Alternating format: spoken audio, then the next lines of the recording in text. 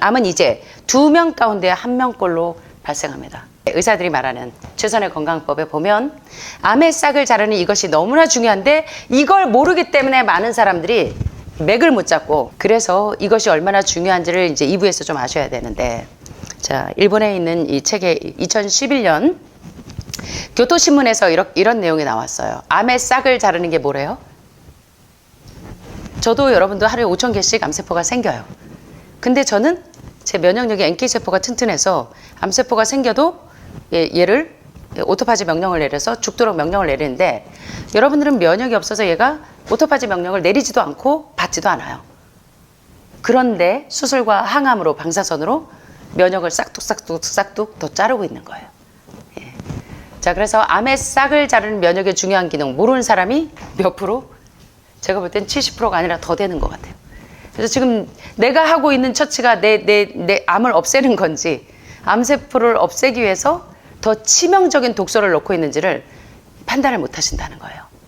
자, 그래서 나카무라 진치 선생님이 얘기하는 2부의 내용은 암은 이제 2명 가운데 1명꼴로 발생하고 암 환자 3명 가운데 1명이 죽음에 이르는 그런 선택들을 하시는데, 자, 2011년 4월 5일 교토신문 조간에 인지도가 낮은, 다시 말하면 다른 사람들이 잘 알지 못하는 면역세포의 암태치라는 제목의 기사가 실린 적이 있는데요. 건강한 사람의 몸속에서도 매일 몇 개의 암세포가 생겨요? 5,000개의 암세포는 세 발의 피해요. 예, 가만히 놔둬도 여러분이 면역력만 떨어뜨리지 않고 생활 습관만 바꾸면 여러분의 면역세포가 암세포를 오토파지 시킬 수가 있는데, 그런 노력은 하지 않고 면역이 없어서 생긴 이 암세포를 더 면역력을 초토화시키고 암세포를 광폭하게 만든다는 거예요. 이 책의 저자가 얘기하기를. 그러나 그것을 면역세포가 물리쳐주기 때문에 도움이 되는데, 일본 능률협회 종합연구소가 인터넷으로 남녀 각 1,000명을 조사한 결과 이처럼 중요한 면역세포의 역할을 모르는 사람이 70%나 되었다. 면역세포의 중요성을 인지하지 못하는 사람들이 제가 볼 땐 70%가 아니라 암 환자 대부분이 이 지금 선진국 캐나다나 독일처럼 예방의학이 발달한 곳에서는, 우리 지난번에 보셨죠? 일부에서. 예, 자기가 암에 걸렸을 때 수술, 항암, 방사선에 3대 대중요법을 선택하는 사람들이 무려 5%에서 6%밖에 되지 않는다고. 예, 그래서 이제 여러분들이 좀 형이상학적으로 지혜로워지셨으면 좋겠는데요. 면역세포의 중요성에 대해서 알아야 되는데, 자, 암세포라는 것은 몸속에서 명령에 따르지 않아요. 누구의? 브레인 커맨드. 예. 모리스타 게이츠 박사의 기전에 보면 암의 기전을 설명할 때 암세포는 브레인 커맨드를 받지 않는다. 뇌의 명령을 받지 않고 지멋대로 망가진 세포가 지와 똑같은 세포를 계속 복제해내는 게 암세포의 특징이에요. 그죠? 그래서 be out of control cellular division이라고 멋대로, 예, 뇌의 명령을 받지 않고 지 마음대로 세포 분열을 계속해요. 그게 암세포의 특징이에요. 자, 그런데 나카무라 진 선생님의 이론을 보면서 저는 한 가지 깨달은 거는, 다른 의사분들은 이제 항암 방사선 했을 때 그 부작용에 대해서 일일이 열거를 하면서 얼마나 삶의 질을 떨어뜨리고 그 다음에 오히려 재발전이 되는 과정들을 자세히 설명했다면, 진치 선생님은 조금 더 색다른 각도에서 표현을 했어요. 그래서 여러분들이 좀 보세요. 재밌습니다. 따라서 암세포를 적으로 인식해서 공격하는 것은 우리 몸의 자연스러운 면역 시스템인데, 우리 몸은 항상 우리 편이라는 인식의 전환이 필요합니다. 그런데 이 시스템은 나이가 들어갈수록 점점 약해지게 마련이고, 그런 까닭에 고령층의 암 발생률이 높을 수밖에 없는 것입니다. 목숨을 다하면 죽는 것이 자연의 법칙이죠. 생명으로서의 유통기한이 끝난 노인에게 암이 생긴다는 것도 같은 맥락에서 이해해야 합니다. 암은 저 세상으로부터 천사가 찾아와 수고했네, 이제 자네 역할은 끝났으니 그만 돌아가세라고 손을 내미는 것과 같다.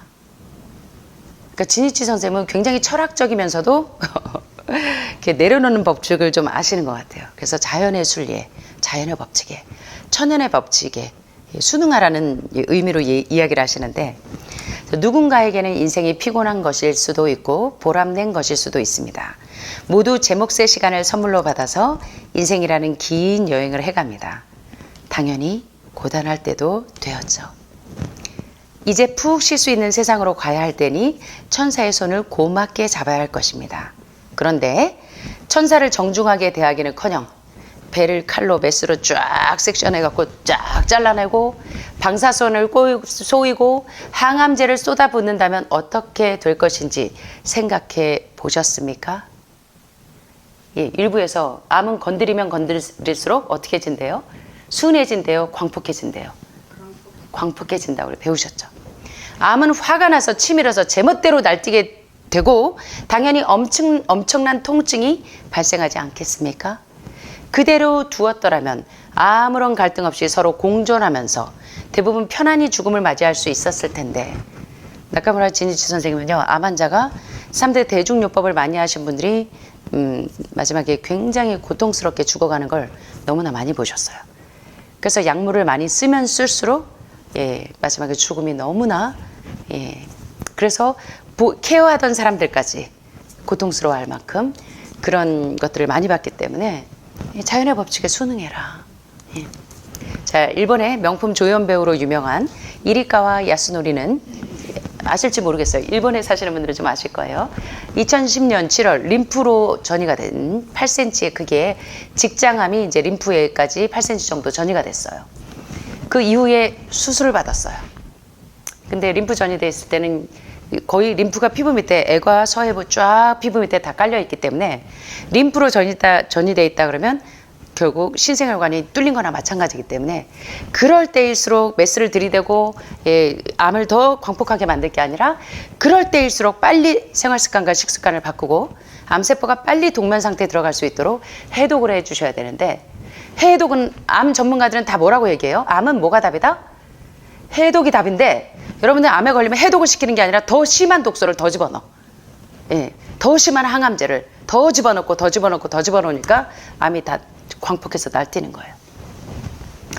그래서 이게 참 원론적으로 이 나카무라 지에이치 선생님은 참 표현을 해놓으셨는데 그리고 그 이듬해 수술 받고 나서 림프까지 전이돼 있는데 이듬해 2011년 1월 간에 2군데의 전이가 발견됐어요. 예, 수술하고 항암할 때 가장 일반적인 부작용이 간에 전이가 많이 되는 거예요. 예. 치료하지 않으면 반년에서 1년, 항암제를 하면 2년 정도 생명을 연장할 수 있다는 것이 담당 의사의 소견이었는데 그때 이리카마는 치료를 거부하면서 이렇게 얘기합니다. 연기자는 무대가 곧 생명입니다. 항암제 부작용으로 기진맥진해서 무대에 서지 못한다면 그야말로 몸 죽은 것보다 마음이 죽는 게 더 무섭다는 거죠. 그러나 그거야말로 죽은 거나 다름이 없죠. 자, 그 뒤 죽음을 목전에 둔 상태에서 이리카와는 자신의 연기 인생을 정리하는 노래를 취입하기도 하고 가수로 데뷔까지 하고 살아있는 동안 할 수 있는 모든 걸 하고 싶다라는 생각에 자신의 목소리를 남기면서 이 책을 썼어요. 그 뒤 2011년 12월 24일 이리카와는 인생이라는 자신의 무대에서 아름답게 내려갔어요. 이리카와의 마지막 모습은 연명의 본질을 그대로 보여주는데 삶이란 무슨 수를 써서라도 명줄을 길게 잇는 것이 아니라 죽음 직전까지의 삶을 어떻게 순응하고 어떻게 아름답게 살아가느냐에 따라서 전혀 다른 품격으로 남게 된다는 거예요. 암 난민이란 말이 있는데 더 나은 치료법을 찾아서 이 병원 저 병원을 헤매는 사람들을 일컬어 암 난민이라고 해요.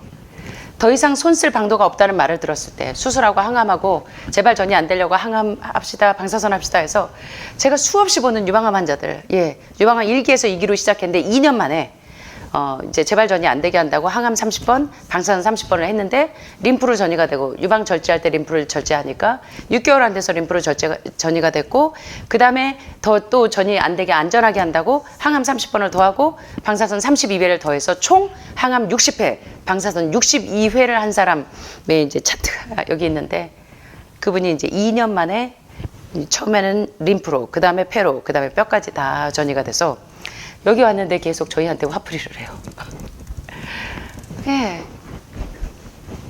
부작용에 대해서 한 번도 생각해 본 적이 없는 거예요. 부작용뿐만 아니라 이 치료가 나에게 어떤 결과를 날지를 한 번도 생각해 보지 않고 더 이상 손 쓸 방도가 없다는 말을 들었을 때 어떻게든 살려줄 의사가 어딘가에 있을지 모른다는 기대감으로 예.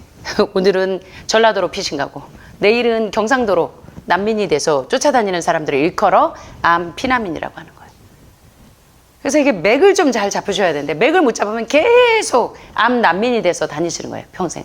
이 요양병원 저 요양병원 좋다는 약 신약은 다 쓰고 안타까운 노릇인데 다만 그토록 발버둥 치며 애태우느라 그나마 남아있는 삶마저 삶의 질을 완전히 떨어뜨려서 눈을 감을 때까지 난민 생활을 하시다가 고통스럽게 가시는 거예요. 그런데 그런 사람들이 대부분이라는 거예요. 그래서 나카무라 진이치 선생님이 말씀하십니다. 나는 당신에게 삶의 마지막 장을 비참하게 끝내고 생명도 짧아지는 최악의 결과만은 피할 수 있기를 진정으로 바라신대요. 문득 이리카와가 불렀던 노래 한 소절이 생각이 난답니다. 막이 내리면 연극은 끝난다네.